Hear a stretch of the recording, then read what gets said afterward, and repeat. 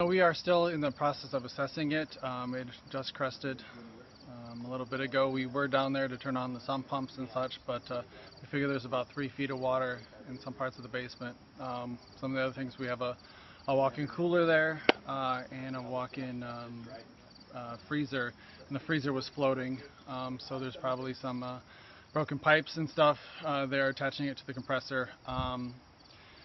And then, you know, sometimes it's hard to see where you're at until the water gets out of there. So we're still in the wait and see.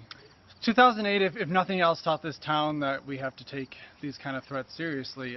Nobody kind of expected it to be as bad as it was in 2008. So we made a lot of changes, or did a lot of things that we didn't do. So I mean, we tried to clean out as much stuff out of the basement, and save stuff that we could save.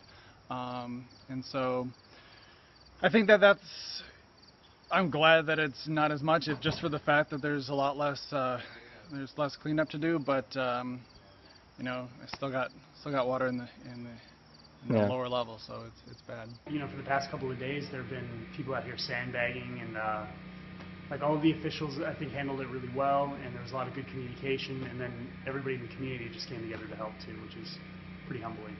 Yes, in 2008. We had 27.7 feet. We were kind of planning for that amount of time, but it did go over our dike. This time we were planning for the same amount. We knew we wouldn't hold it on the dike, so we ended up putting a wall across to try to save the businesses downtown. And it was a little overkill, but it worked out. A lot of extra work. We got to thank a lot of the volunteer fire departments, all the volunteers, school kids. That the National Weather Service of La Crosse, Wisconsin, has indicated that the Turkey River at Elkader is on its way to cresting at 22.5 feet. So now, until noon, which is 5 feet under the 2008 flood.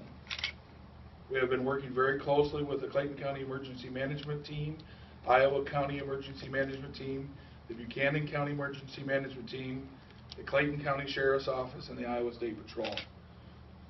Once the river crests and remains safe levels and starts to return to normal levels, we'll ask citizens to be patient in the Elkader area. Streets in the downtown area will remain closed until further notice, so that our fire department and personnel and volunteers can clean up the sandbag walls. This will take some time, so we ask the citizens to be very patient during this cleanup.